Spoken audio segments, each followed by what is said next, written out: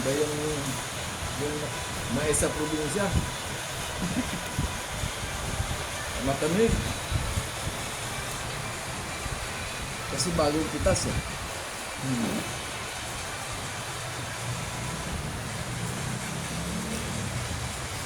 Ito na yung hapunan ko. Kaya itlog. Dalawang itlog.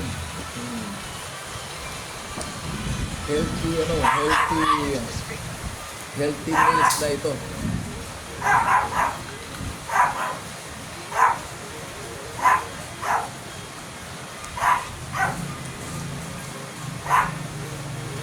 Titiba yung ipin pagka mais yung yung kinakain. The Bible says in 2 Corinthians 5:10 that we must all stand before Christ to be judged. Sulit ay yung hapunan ko. That we each will receive what we deserve from the good or evil that we have done in our earthly body. Since we are still alive, we still have time to align our Masarap. Mais.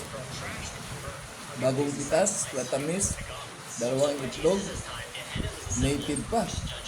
Kaya healthy meal talaga ito.